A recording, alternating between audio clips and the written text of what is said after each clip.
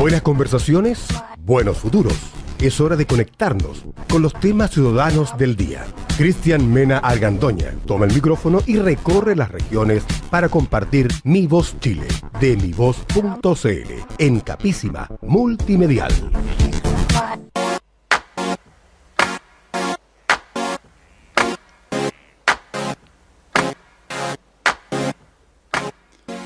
¿Cómo están?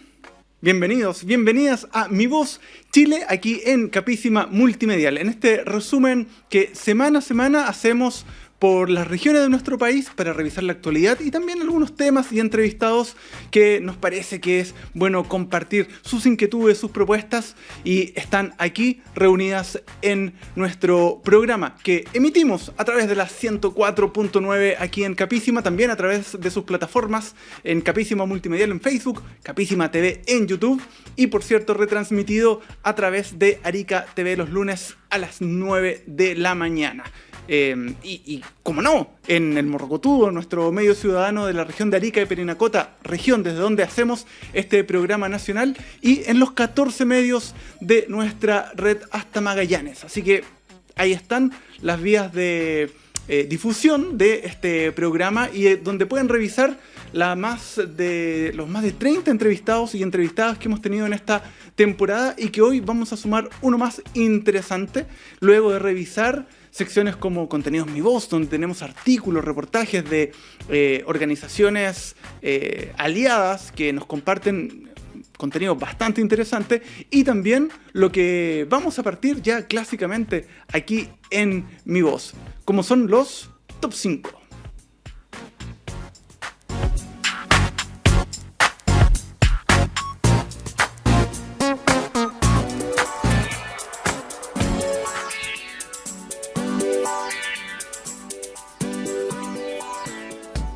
Sí, porque hacemos este recorrido digital por nuestro país a través de las informaciones, y comenzamos de inmediato con el Morrocotudo, acá, la puerta norte de nuestro país, con una información que emana del diputado Vlado Mirosevic, que pide a bienes nacionales acelerar permisos para concretar inversiones en energías renovables. Arica, capital de energías verdes. Bueno, esta es una de las aspiraciones que justamente tiene el parlamentario liberal, que pidió al Congreso Nacional que el gobierno agilice permisos de terrenos para la llegada de inversiones en energías limpias, específicamente plantas solares, a la región de Arica y Parinacota. El parlamentario solicitó a la ministra de Bienes Nacionales, Marcela Sandoval, el listado de inversiones pendientes de autorización en terrenos fiscales. El diputado ariqueño dijo que pido a la ministra que el gobierno central le ponga celeridad a la inversión que debería llegar a Arica, porque Tarapacá y Antofagasta ya están recibiendo esas inversiones, y nosotros en cambio más lentamente. Mirosevic destacó que las energías limpias podrían ser el centro económico de Arica y Parinacota, generando empleos verdes, pero es crucial que el gobierno acelere los trámites administrativos para atraer estas inversiones. Muchas inversiones están pendientes de llegar a Arica a la espera de que se les autorice los terrenos que hoy están en manos de bienes nacionales. En otras regiones del norte los trámites han sido más rápidos, pero en el caso de Arica se han demorado más. Eso debe cambiar, finalizó el parlamentario. ¿Quieres revisar esta y otras informaciones de la región de Arica y Parinacota? Lo puedes hacer en elmorrocotudo.cl.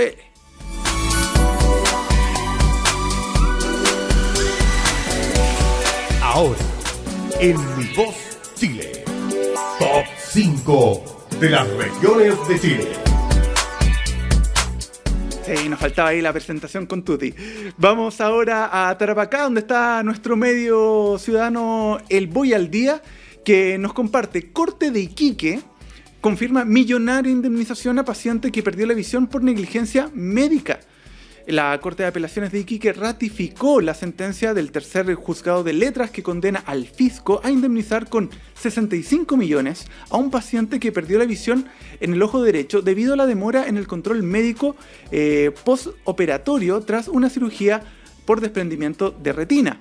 La resolución emitida por la primera sala del Tribunal de Alzada confirma la negligencia por parte de los centros médicos involucrados como el Hospital Regional de Iquique, el Hospital Regional de Antofagasta y la Clínica Más Visión. El paciente, operado con silicona, experimentó una demora de 2 años y 9 meses en lugar de los 6 meses que son recomendados, afectando su visión de forma irreversible en su ojo derecho. La sentencia recalca la falta de gestión, coordinación y fiscalización, concluyendo en una indemnización por daño moral debido a las condiciones y secuelas sufridas. La decisión subraya la importancia de la responsabilidad médica y el cumplimiento de estándares de atención para evitar consecuencias perjudiciales para los pacientes. Así que ahí está la información, lo puedes revisar en detalle porque más de alguna persona puede tener justamente un caso médico donde se están demorando más de lo presupuestado, sobre todo en los posoperatorios, y esto puede ser una referencia justamente para poner el grito en el cielo y también en los tribunales para que haya una agilidad justamente en la atención y también, si corresponde, como en este caso, una indemnización por daño moral. Más informaciones de Iquique, Alto Hospicio y toda la región de Tarapacá lo puedes revisar en elvoyaldía.cl.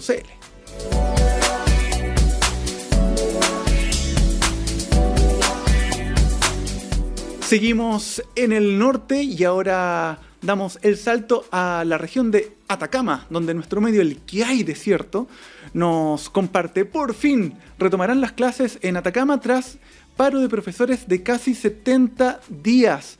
Así es, porque los y las profesoras de Copiapó han dado fin al paro docente tras aceptar los acuerdos establecidos en Atacama con el Ministerio de Educación y el ministro de la cartera, Nicolás Cataldo. La decisión fue tomada después de diversas votaciones en las comunidades educativas de la zona.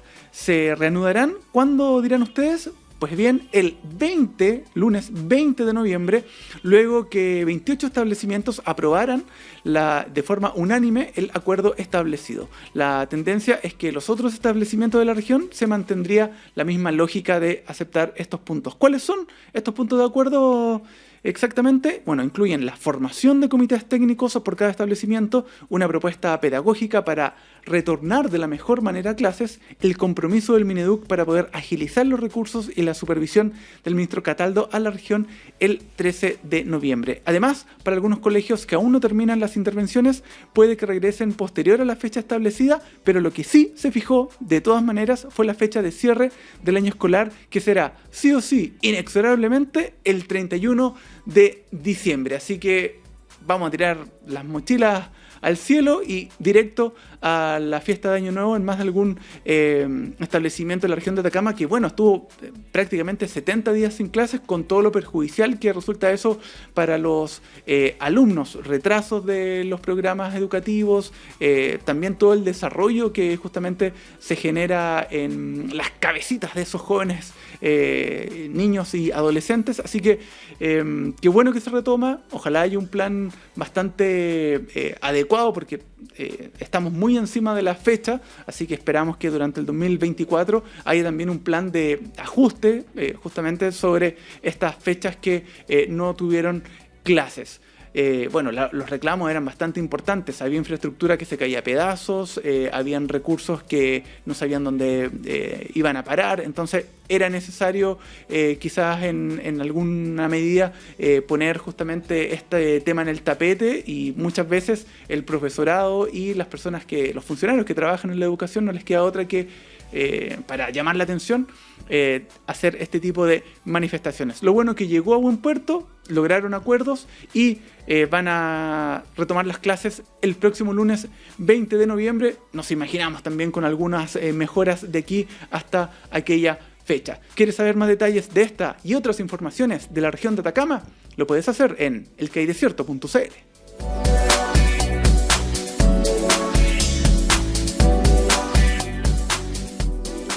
Ahora cruzamos al sur de nuestro país y recalamos en el Rancagüazo, nuestro medio ciudadano de la región de O'Higgins, que nos indica: logran la liberación con vida de empresario secuestrado en Rancagua.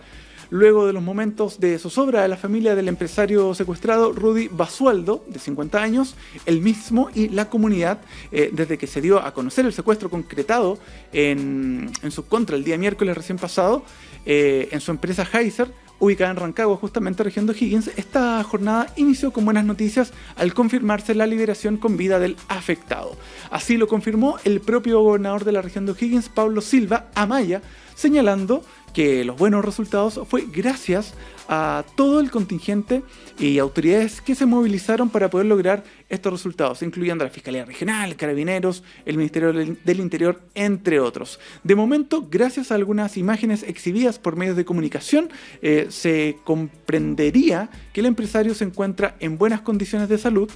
También se señaló de manera extraoficial que habría sido liberado en la comuna de Nancagua, en la región de O'Higgins también, y son varias las informaciones que se mantienen en proceso de investigación mientras los imputados están siendo formalizados. Podrían haber trabajadores de la misma empresa que participaron en el hecho. Señalan una negociación de unos 80 millones por el rescate, y hay un cuarto detenido por el hecho, entre otras diligencias que con el paso de las horas y días se deberían aclarar. Así que ahí están las imágenes, también el video del gobernador regional de O'Higgins dando cuenta de el final feliz de este secuestro de un empresario en Rancagua. Prácticas delictivas que se dan poco en nuestro país, pero que llaman la atención, y por lo mismo valen las investigaciones y desarticular cualquier tipo de asociación ilícita o eventual crimen organizado que haya en este tipo de acciones. Ya lo saben, ahí está. Entonces, esta y otras informaciones de Rancagua, Pichilemu, San Fernando, Machalí, de toda la región de O'Higgins, los pueden ver en elrancaguazo.cl.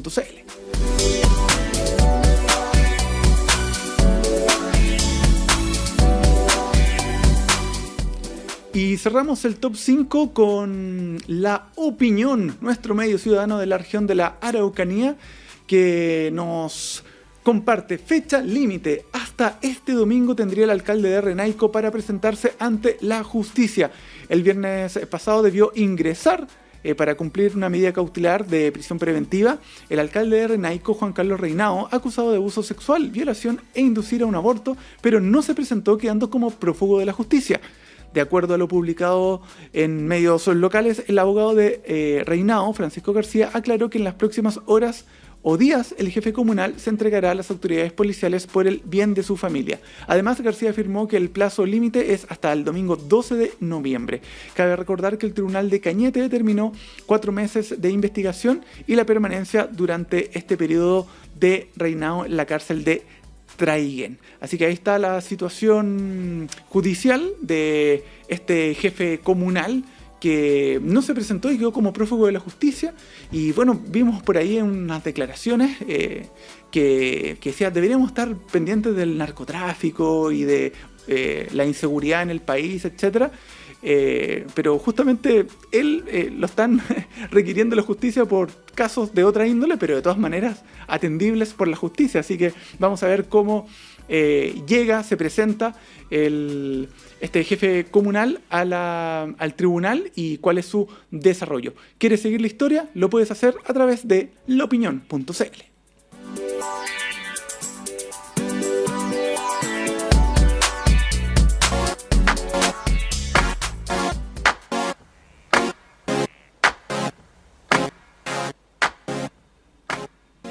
Bueno, noviembre es un mes clave en el Congreso Nacional, también desde el gobierno, porque se conversa, se debate y se establece el presupuesto 2024. Y en esa ley de presupuesto justamente está la educación pública, entre ellas las universidades regionales. Y vamos a conversar justamente con el presidente de AUR, que es la agrupación de universidades regionales, que han declarado su preocupación por algunos ítems claves de recursos que ellos recaudan para proyectos junto a la comunidad, junto a la comunidad educativa también, y es bien interesante porque ellos son motores muchas veces no solamente académicos, sino económicos, sociales, en el lugar donde están. Entonces vamos a conversar con el rector de la Universidad Católica del Norte, Rodrigo Alda, que además es presidente de esta agrupación, donde en la entrevista ciudadana a continuación.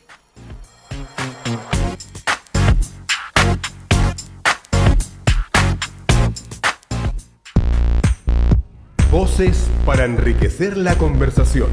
Es la entrevista ciudadana en Mi Voz Chile.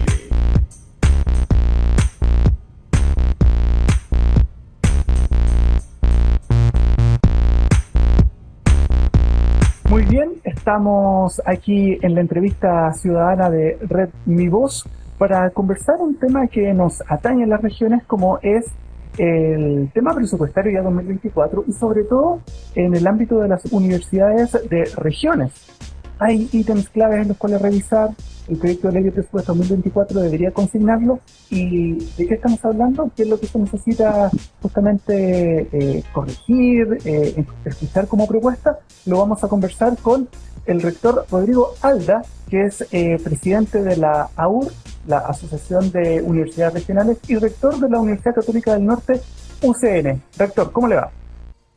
Muy bien, Cristian, un cordial saludo a ti y a todos los auditores. Muy amable. Bueno, esta conversación la vienen sosteniendo ya desde hace varias semanas. Hay que recordar que el presupuesto nacional justamente se conversa, se legisla durante esta época, pero sobre todo ahora viene saliendo de un encuentro justamente con los gobernadores regionales, que también tienen mucho que decir en este sentido. Entonces, si nos puede contar un poco cuáles son esos ítems claves en primer término y luego qué surgió justamente de esta declaración, de este encuentro de Valdivia 2023. Perfecto, mira, en respecto del punto que tú consignas, los gobernadores, ¿no es cierto?, han estado en una jornada de reflexión, de análisis, ¿no es cierto?, también con la Federación de Asociación de Funcionarios de los Gobiernos Regionales, ¿no es cierto?, con los mismos consejeros regionales. Nosotros hemos sido invitados como agrupación de universidades regionales, también participaron universidades del CUESH, del Estado, ¿no es verdad?, organismos de la sociedad civil, bomberos, en las cuales pudimos de alguna manera contar de qué forma nos vemos afectados por las variantes que se incorporan en la Ley de Presupuesto 2024 y que básicamente tiene que ver con un mayor nivel de incerteza en torno a cómo algunos de los recursos se van a asignar, mayores instancias de regulación, que no estamos en contra de que haya regulación y controles, hay que dejarlo como primera condición de borde, o sea, nadie se opone, ¿no es cierto? Y somos los primeros en que ojalá se mejoren los sistemas de control, auditoría y rendición de cuenta pública de los recursos que entregan los gobiernos regionales. Pero poder ciertos niveles de burocracia en los cuales podría retrasar eventualmente la asignación de recursos, y más que la asignación de recursos es que esos recursos lleguen a las instancias que deben ejecutarlos, y en principal perjudicados son las personas en los territorios que no van a poder evidenciar la acción de las iniciativas que se debían implementar en algún momento del tiempo. Ahora, como universidades regionales, uno de los planteamientos que hacíamos en esta sesión de trabajo de los gobernadores y gobernadoras tiene que ver con la preocupación que tenemos con el cambio del Fondo de Innovación y Competitividad Regional, los FIC, ¿no es cierto?, que hoy día cambian a un formato distinto, ¿ya?, que son los fondos de productividad e innovación, ¿ya?, en que entra a haber un actor nuevo, ¿ya? Había un mayor nivel de autonomía de los gobiernos regionales para asignar esos recursos. Ya la asignación directa desaparece claramente, todo va a ser competitivo, ¿ya? Y ahí entra un elemento en el cual todas las universidades regionales ya no los denominamos proyectos, sino que teníamos programas permanentes que eran financiados por los gobiernos regionales y que van a tener que volver a ser reformulados, replanteados, evaluados por las distintas instancias que se incorporan en el sistema. Y eso, en rigor, es una pérdida de autonomía para los gobiernos, es una pérdida o un aumento de un costo oculto del que va a retrasar la ejecución de programas que ya hay evidencias demostradas que contribuyen a los territorios. Entonces, volviendo al tema de los fondos y de que vienen financiados por el royalty, los nuevos TIC, aquí el Ministerio de Ciencia va a entrar a definir lineamientos que ya sabemos no van a ser generalizados, no va a ser un único lineamiento a nivel nacional, pero esto va a ser operacionalizado a través de las seremías de ciencia, y no hay una seremía de ciencia en cada región, hay 5 macrozonas, y por lo tanto el conocimiento que puede tener cada seremia de las particularidades y necesidades de cada territorio es bastante heterogéneo, ¿ya? Ahora, eso atenta también porque no todas las regiones tienen una estrategia de desarrollo regional, una estrategia de innovación, una estrategia de ciencia y tecnología en la cual se puedan ir configurando determinados elementos para establecer estas líneas de financiamiento de los gobiernos regionales, pero justamente son brechas que los propios gobiernos regionales con mayor conocimiento tienen para poder definir qué es lo que es y no es prioritario en un determinado territorio. Entonces, el Ministerio de Ciencia recién plantea que a fines de enero pudiera tener estas definiciones, ¿ya?, en las cuales los FORES no han sido considerados, las universidades regionales no hemos sido consideradas, y por lo tanto la probabilidad de que este reglamento instructivo se ajuste efectivamente a lo que los territorios precisan, uno podría presumir de que no necesariamente va a haber un calce con lo que los territorios necesitan. Entonces, ahí encontramos un espacio que realmente genera un riesgo, porque hoy día hay una relación virtuosa en la mayoría de los territorios entre los gobiernos regionales y las universidades regionales, que nos hacemos cargo y vamos transformando las necesidades y requerimientos del territorio en programas y acciones que van contribuyendo a que la estrategia regional de desarrollo se pueda ir consolidando y que vayamos mejorando en definitiva la calidad de vida de los habitantes en los territorios. Estamos conversando con el rector Rodrigo Alda, que es presidente de la Agrupación de Universidades Regionales de Chile, rector también de la Universidad Católica del Norte. En este sentido, estamos hablando de presupuesto y estamos hablando de recursos involucrados. ¿Cuánto estiman ustedes que se podrían atrasar estos proyectos? ¿Cuántos recursos hay involucrados justamente en esta mayor burocracia y, al parecer, también impacta la descentralización justamente del trabajo que hacen las universidades regionales? La cantidad de recursos, la verdad que depende mucho de la región en que estemos hablando, ¿cierto? Claramente la región de Antofagasta comparada con la región de Los Ríos, desde el punto de vista del royalty, la proporcionalidad es distinta, pero más allá de los montos, creo que lo preocupante tiene que ver con la pertinencia de lo que pueda ser implementado a través de de este nuevo instrumento.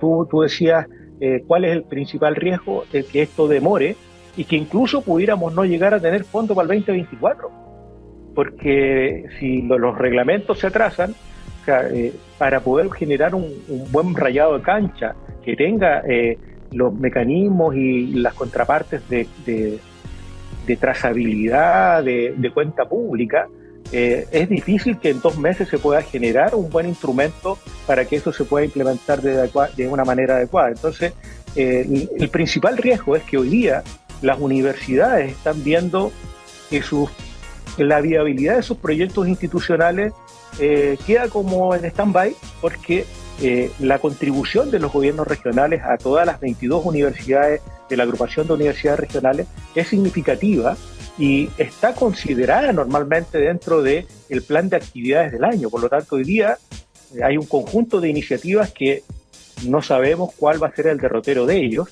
pero la principal preocupación tiene que ver con estos programas permanentes, que el riesgo es que no se puedan seguir implementando, y eso en definitiva va a afectar a habitantes en los territorios que eran los beneficiarios de esos programas.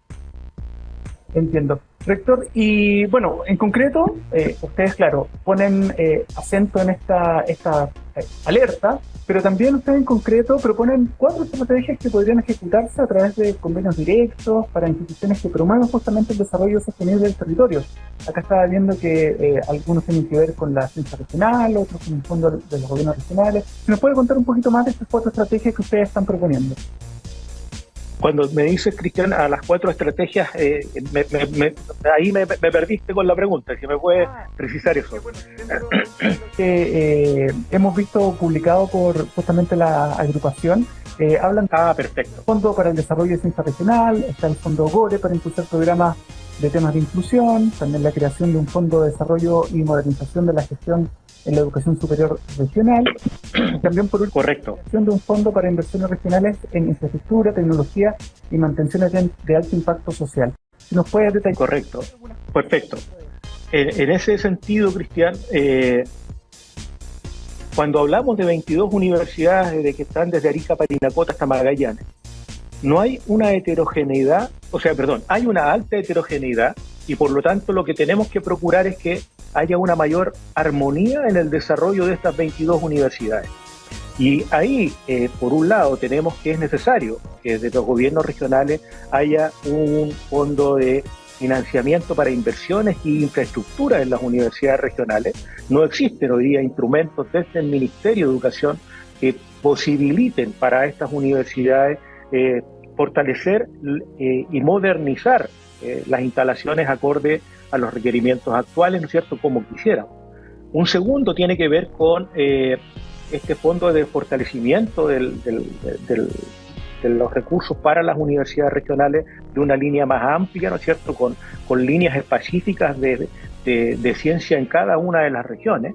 Y por otro lado, no olvidemos que también desaparece el 8% que estaba destinado al arte, a la cultura, ¿no es verdad?, que es una labor que normalmente las universidades desarrollamos en regiones, y muchas veces somos las únicas instituciones en el territorio que aporta con el arte y la cultura a la comunidad, y por tanto visualizamos ahí otro riesgo en el cual va a haber una pérdida sustantiva de lo que los economistas llaman las amenidades para un determinado territorio, que justamente a veces no tenemos todas las opciones posibles. Mientras más alejados del centro, menos cultura, menos arte hay en los territorios. Yes. Bueno, entonces, para ir concluyendo esta conversación, dentro de la declaración de Valdivia, donde justamente están participando todo este tipo de instancias, entre ellas ustedes, los gobernadores y gobernadoras de Chile, ¿cuál es el emplazamiento o la recomendación justamente al gobierno y al presidente Boric en esta articulación del presupuesto 2024?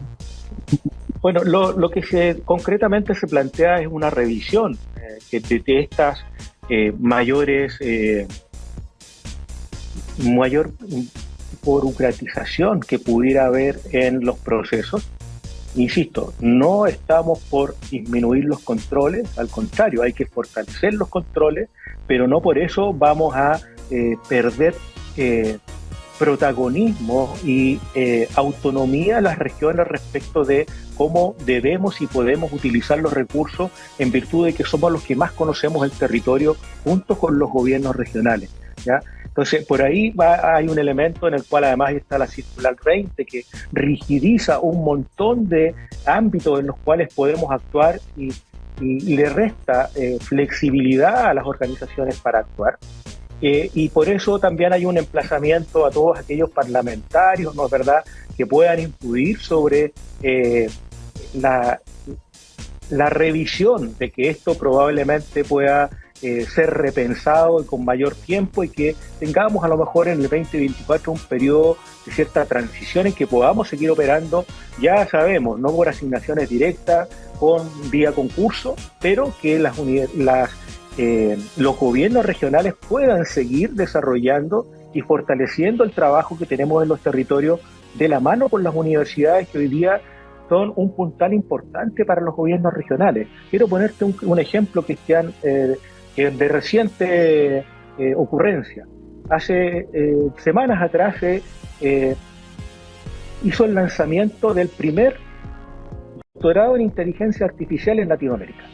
Y es un trabajo de la Universidad Austral, de la Universidad del Biobío, de la Universidad de Concepción, ¿no es cierto?, y la Santísima Concepción.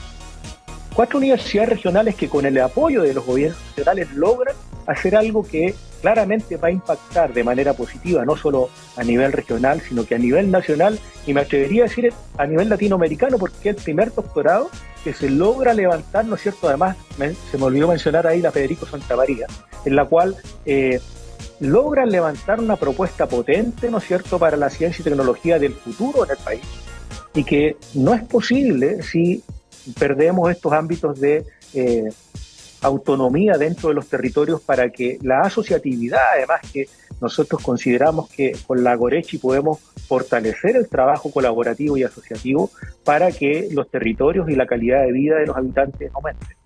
Totalmente.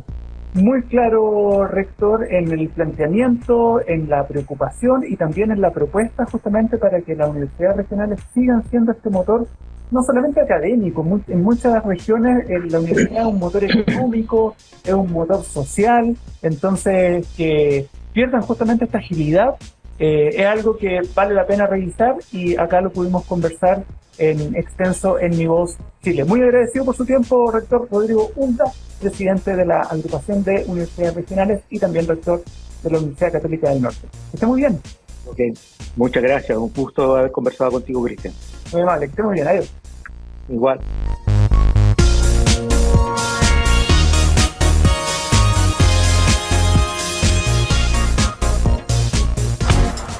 Región por región, ya volvemos con Mi Voz Chile, de mivoz.cl, en Capísima Multimedial.